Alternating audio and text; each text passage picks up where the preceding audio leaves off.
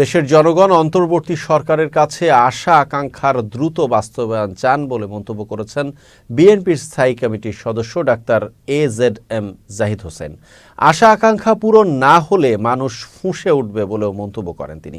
সকালে রাজধানীর মহাখালীতে বিশ্ব ফার্মাসিস্ট দিবস উপলক্ষে আয়োজিত অনুষ্ঠানে এসব মন্তব্য করেন তিনি বলেন, স্বাস্থ্য উপদেষ্টা কচ্ছপের গতিতে কাজ করছেন। বিগত 17 বছর স্বাস্থ্য ব্যবস্থাকে ধ্বংস করার সাথে জড়িতদের অপসারণ করা না হলে স্বাস্থ্য খাতে শৃঙ্খলা ফেরানো সম্ভব নয়। বিগত সরকারের আমলে রাজনৈতিক বিবেচনায় পেশাগতভাবে ক্ষতিগ্রস্ত স্বাস্থ্যকর্মীদের পুনর্বাসনের দাবিও জানান জাহিদ হোসেন।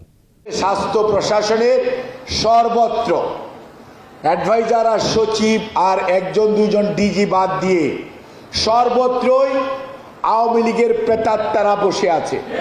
তারা মানুষকে নির্যাতন করেছে, মানুষকে অত্যাচার করেছে, মানুষকে তার সুযোগ সুবিধা থেকে বঞ্চিত করছে।